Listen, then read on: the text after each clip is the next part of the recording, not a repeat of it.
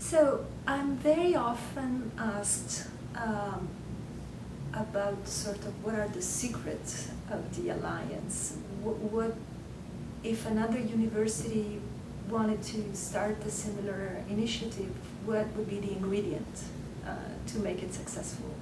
And the answer is very simple, and I would say that we have three secrets or three magic ingredients, and they are not very easy to achieve.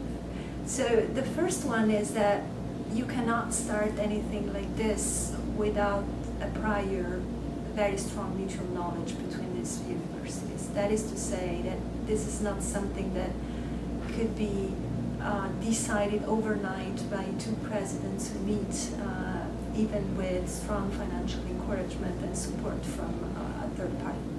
It doesn't happen if the two universities are not perfectly online on the same, they share the same vision, the same project, the same ambition for their students. So usually the best way to start from is having a very large program of student exchange, because through the student exchange you really measure your compatibility. You understand if the students who are trained at the other place are able to adapt and adjust to your system and vice versa. The second ingredient, the second condition to make a venture like this successful is that you need human resources fully dedicated. And this is something that I have never seen in other programs. In other words, the 4 universities we're talking about under Alliance, they decided to commit resources to have 2 full-time positions dedicated to make this project succeed. And so unless you have, this cannot work if you send, for example, a professor for 6 months and then 6 months later another professor, someone who has another job and who is asked to also encourage this movement. I think it's like in all other sectors, it's not specific to higher education. If you don't have someone who at the end of the day in his or her performance review is evaluated on the results, precise results of this project, the thing doesn't advance, doesn't move forward. The third ingredient is that you, this I think I don't remember which one I said, so I might continue. I said, yes, the third ingredient is the fine balance between a top-down support and blessing from the presidents of the universities and a very bottom-up content.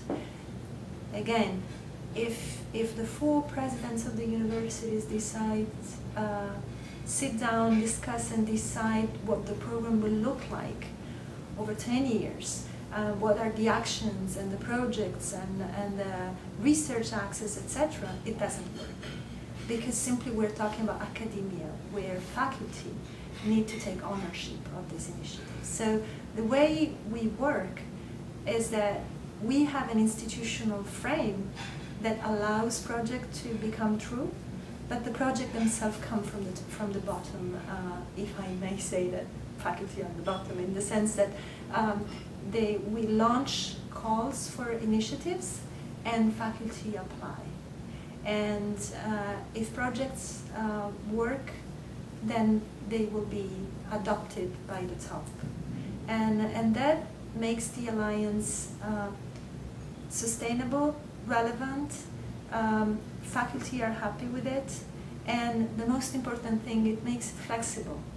So the program today doesn't look like the program 10 years ago, and doesn't look like probably the program in 10 years from now. It has the capacity to evolve according to the needs of the faculty and what is relevant at one point of time, at one moment for the students. So that's very important, and there is always a temptation to decide everything from the beginning and to go into the details and to imagine the program.